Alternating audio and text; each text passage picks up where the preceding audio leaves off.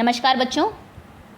तो बच्चों आज हम क्लास 4th ईवीएस का एक चैप्टर है आपका चेंजिंग फैमिलीज़, उसके कुछ एक्स्ट्रा क्वेश्चन आंसर्स करने वाले हैं। एक वर्कशीट करते हैं। चैप्टर आप सभी ने पढ़ लिया होगा और एनसीईआरटी के क्वेश्चन आंसर्स हम लोग कर भी चुके हैं। उम्मीद है आपको समझ में भी आ गए होंगे। लेकिन जैसा आप जानते हैं एनसीईआरटी में अगर आपने देखा होगा, आपको जो चीज़ें हैं वो स्टोरी के थ्रू बताने की कोशिश की जाती है। और एग्ज़ाम में क्या होता है, आपका सीधे क्वेश्चन आते हैं, उसमें तो आपको इतनी बड़ी स्टोरीज नहीं देंगे ना, देन क्वेश्चन पूछेंगे।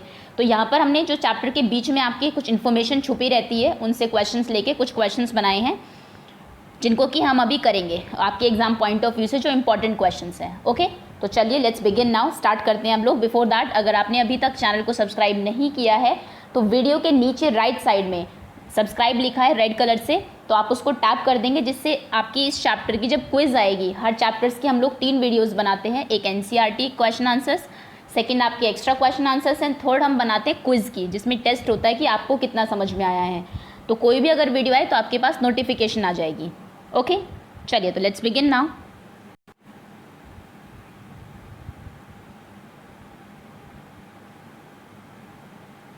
सो सबसे पहले आपके ब्लैंक्स फिल करने के लिए है।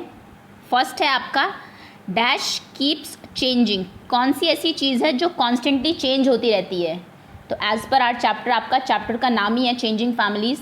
तो कौन सी चीज़ है जो कांस्टेंट चेंज होती रहती है? That is families. तो यहाँ पर आप फैमिलीज़ लिखेंगे, families keep changing. Next is families changes because of many. आपकी फैमिली क्यों चेंज होती है? बिकॉज ऑफ मैनी रीजन्स, बहुत सारे उनके रीजन्स हो सकते हैं। तो यहाँ पर आप रीजन्स फिल कर देंगे। रीजन्स हमने कुछ पढ़े भी थे, अगर आपने चैप्टर अच्छे से पढ़ा हो, कि निम्मी जो थी उनकी फैमिली चेंज हुई थी बिकॉज उसकी जो बेबी सिस्टर है उनके आने की वजह से। फिर सेरिंग की जो फैमिली है वो चेंज हुई थी फादर के ट्रांसफ़र की वजह से। आपके जो एक बच्चा है उसकी फैमिली चेंज हुई थी मैरिज की वजह से। तो डिफरेंट रीजन्स हमने पढ़े, और भी बहुत रीजन्स हो सकते हैं जो कि हम आगे पढ़ेंगे इस वीडियो में। ठीक है, तो families changes because of many reasons. Next is arrival of new baby. जब न्यू बेबी आता है, dash number of family members.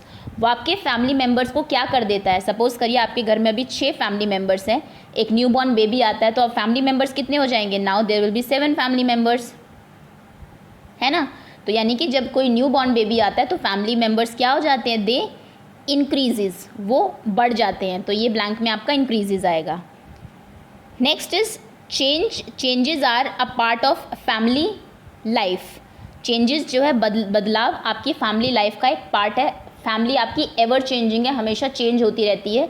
जैसे हमने कुछ 1-2 आपके क्वेश्चंस भी किए थे, जहाँ पर कि आपने अपने ग्रैंड पेरेंट्स से बात की थी कि उनके टाइम पर फैमिलीज़ कैसी थी। आपने 2 डिफरेंट फैमिली ट्रीज़ भी बनाए होंगे, एक आपके ग्रैंडफादर ग्रैंड मदर के टाइम का, एक आपके टाइम का, किस तरीके से आपकी फैमिली चेंज हो गई है। तो चेंज जो है that is part of family life का पार्ट है फैमिली में चेंजेस होना। नेक्स्ट देखिए, ये है हमारा लॉ ऑन चाइल्ड मैरिज। आपका चाइल्ड मैरिज एक एक्ट बना हुआ है, जिसके अकॉर्डिंग जो आपकी एज है मैरिज की वो फिक्स कर दी गई है। कौन सी एज? मिनिमम या फिर मैक्सिमम? मैक्सिमम एज कुछ नहीं है मैरिज की, बट मिनिमम एज जो है वो फिक्स कर दी आपके लॉ ने। और वो कितनी है? गर्ल्स के लिए that is 18 years. Before 18 years आप शादी नहीं कर सकते हैं किसी लड़की की, और बॉयज़ के लिए 21 ईयर्स। ओके, सो ये हमारा जो मैरिज एक्ट है उसके अकॉर्डिंग 18 ईयर्स गर्ल्स की एज और 21 ईयर्स बॉयज़ की एज है, जो फिक्स कर दी गई है ताकि चाइल्ड मैरिज पर रोक लगाई जा सके। आपने देखा होगा पहले बहुत सारे केसेस ऐसे थे इंडिया में जहाँ पर कि छोटे बच्चों की शादी कर दी जाती थी, विच इज़ रॉन्ग, जो गलत है। तो उसके लिए एक एक्ट लाया गया था जो हमारा चाइल्ड मैरिज एक्ट है। ओके, उसने फिक्स कर दिया मिनिमम एज मैरिज की।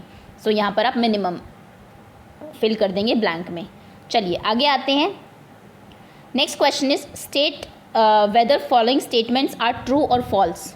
ट्रू और फॉल्स बताने हैं, आप जानते ही होंगे ईवीएस के पेपर में मोस्टली आपके ब्लैंक्स, ट्रू फॉल्स, पिक्चर्स देख के आपको जहाँ पे बनाना होता है, पिक्टोरियल बेस्ड ऐसे क्वेश्चन ज़्यादा आते हैं। तो क्वेश्चन है आपका, panchayat said that young children should play and study and not to be married off. Panchayat ने ये कहा है कि जो छोटे बच्चे हैं उनको खेलना चाहिए और पढ़ना चाहिए, ना कि उनकी शादी कर देनी चाहिए। सो दिस इज़ ट्रू, ये बिल्कुल सही बात है। गांव में ये पंचायत की जिम्मेदारी होती है, जैसा कि आप जानते हैं आपकी गवर्नमेंट, पंचायत जो है वो आपकी हमारी पार्ट ऑफ गवर्नमेंट ही है।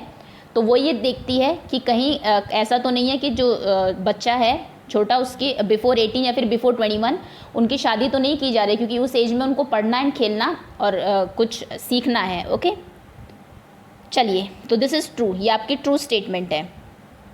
नेक्स्ट है हमारा law on child marriage fixes the maximum age of marriage. जो हमारा चाइल्ड मैरिज का जो एक्ट है वो क्या मैक्सिमम एज बताता है कि ज़्यादा से ज़्यादा आप इस एज में शादी कर सकते हैं? ऐसा कुछ नहीं है, वो मिनिमम एज बताता है। मैरिज की कोई मैक्सिमम एज नहीं है। यू कैन गेट मैरिड, किसी भी एज में आप शादी कर सकते हैं, but minimum 21 for boys and 18 for girls, उससे पहले आप नहीं कर सकते। So this is false. Marriage act maximum age नहीं बताता, मिनिमम एज बताता है। Next is the minimum age for marriage of girls is 18 years. Girls के लिए जो मिनिमम एज है मैरिज की वो 18 ईयर्स है। सो दिस इज़ ट्रू, बिल्कुल सही स्टेटमेंट है। गर्ल्स के लिए 18 एंड बॉयज़ के लिए 21। ये आप ध्यान रखिएगा, इंपॉर्टेंट क्वेश्चन है आपके एग्जाम पॉइंट ऑफ व्यू से, पूछ सकते हैं आपसे।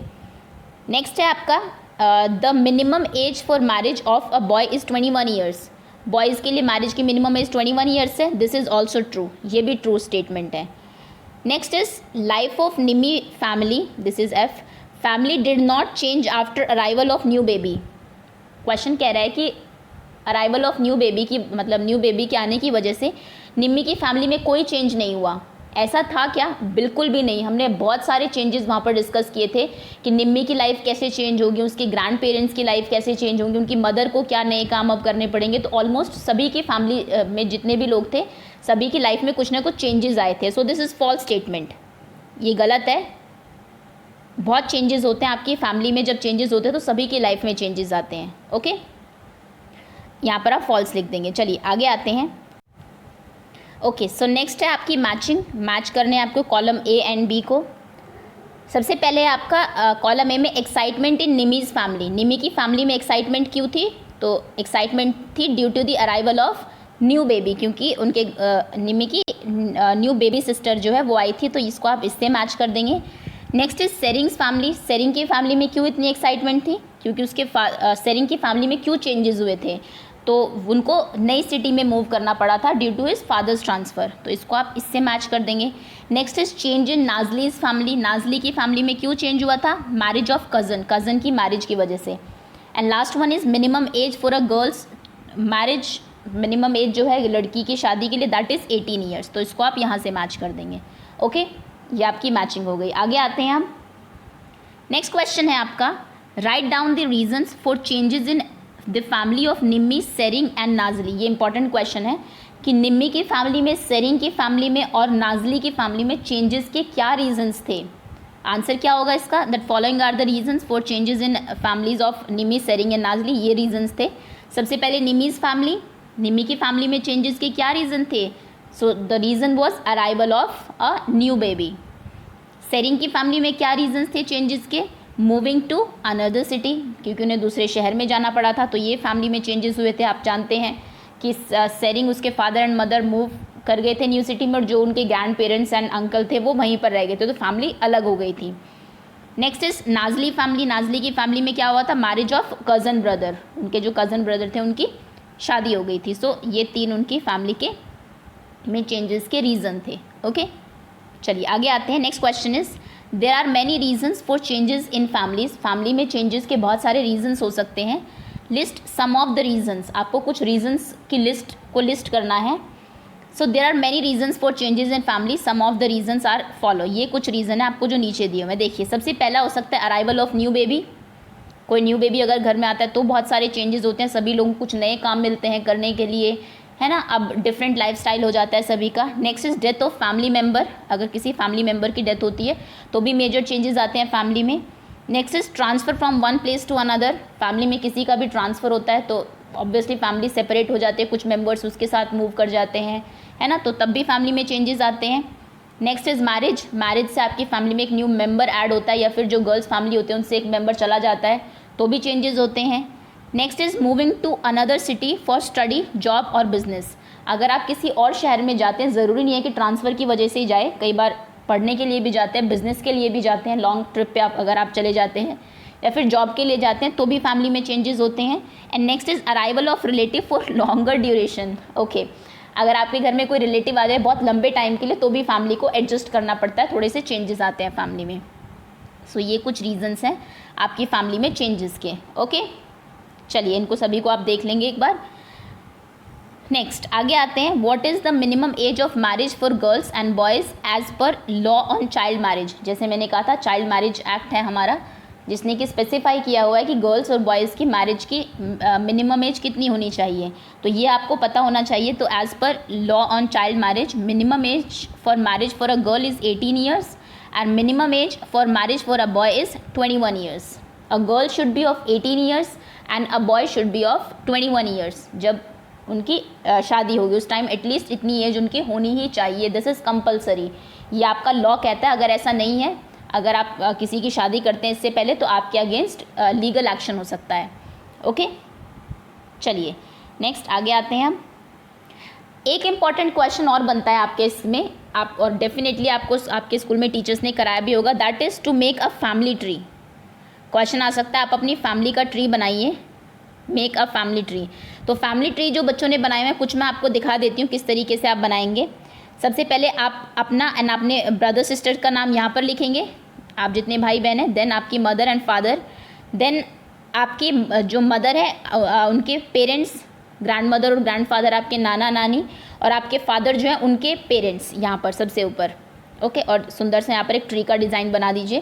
तो इस तरीके से आपका फैमिली ट्री प्रिपेयर हो सकता है। आप सिर्फ नाम भी लिख सकते हैं ड्रॉ करके, नीचे नाम ज़रूर लिखने हैं आपको, या फिर आप पिक्चर पेस्ट कर दीजिए या फिर आप ड्रॉ कर दीजिए अगर आपकी ड्राइंग अच्छी है तो। पिक्चर्स जहाँ तक जिनकी आपको मिल सकती है अभी, आप उनकी पेस्ट कर दीजिए। ओके, सो ये फैमिली ट्री बनाया हुआ है एक बच्चे ने, देखिए बहुत अच्छा है। और कुछ एग्जांपल्स मैं दे देती हूँ। देखिए ये एक बच्चे का फैमिली ट्री है, ये ब्रदर है, दिस इज़ मी, ये बच्चा, ये सिस्टर है। तो पहले तीनों अपने जो सिबलिंग्स हैं, बहन भाई, उनकी पिक्चर लगा दी। देन इनके parents, father and mother, then father के जो फादर है वो, और ग्रैंड मदर, ग्रैंड फादर और ग्रैंड मदर यानी कि दादा और दादी इनके। देन अपनी मदर के पेरेंट्स की इसने पिक्चर लगा दी है, नानी और नाना की अपने। ओके, तो इस तरीके से आपको एक फैमिली ट्री बनाना आना चाहिए। और देखिए इसको ट्री में डेकोरेट कर दिया है। एक और एग्जांपल आप देख सकते हैं, इस तरीके से भी आप बना सकते हैं। थोड़ा अगर जितनी क्रिएटिविटी आप शो कर सके इसमें, इस क्वेश्चन में, आप अपनी पिक्चर यहाँ पर पेस्ट करिए, अपने ब्रदर सिस्टर की, देन पेरेंट्स की, देन चाहे तो आप अपने अंकल और आंट को भी ले सकते हैं, अपने कज़न्स की भी पिक्चर्स लगा दीजिए, देन आपके ग्रैंड पेरेंट्स, एंड देन इस तरीके से डिफरेंट जो लोग हैं आपकी फैमिली में, आप उन सभी को इस ट्री के थ्रू शो करेंगे। ओके, चलिए नेक्स्ट क्वेश्चन, ये भी बहुत इंपॉर्टेंट क्वेश्चन है। The question is why family is important. पूरे चैप्टर में आपको चेंजिंग फैमिलीज़ के बारे में बताया, तो फैमिली इंपॉर्टेंट क्यों है। देखिए, family is important because it provides us love and support. Family बहुत ज़रूरी है क्योंकि फैमिली आपको जब ज़रूरत होती है उस टाइम पर सपोर्ट करती है, एंड जितने भी मेंबर्स हैं आपकी फैमिली में, दे ऑल लव यू, वो सभी आपको बहुत प्यार भी करते हैं। Family members teach each other, serve, एक दूसरे को कुछ ना कुछ सिखाते हैं फैमिली मेंबर्स। आपको बहुत कुछ अपने पेरेंट्स से सीखने को मिलता होगा, अपने ग्रैंड पेरेंट्स से, अपने जो बड़े भाई बहन हैं उनसे सीखने को मिलता होगा, और आप आपके जो छोटे भाई बहन हैं उनको भी बहुत कुछ सिखाते होंगे, है ना। तो एक दूसरे को सिखाती हैं। सर्व वन अनदर, सर्विस प्रोवाइड कराती है डिफरेंट, जैसे आपकी मदर आपकी बहुत चीज़ों में हेल्प करती है, आपके लिए खाना बनाती है, शी वॉश योर क्लोथ्स, आपके कपड़े धोती है। आप भी अपने ग्रैंड पेरेंट्स की बहुत चीज़ों में हेल्प करते होंगे। And share life's joys and sorrow, life में जितने भी आपकी खुशियाँ हैं या फिर दुख है, सभी फैमिली मेम्बर्स जो हैं वो एक साथ शेयर करते हैं। कोई खुशी का माहौल है तो भी सब लोग इकट्ठे होते हैं, आपने देखा होगा, और कुछ अगर प्रॉब्लम है फैमिली में तो भी सब लोग मिल के फेस करते हैं। So that is why family is very important. सभी की लाइफ में फैमिली बहुत इंपॉर्टेंट रोल प्ले करती है।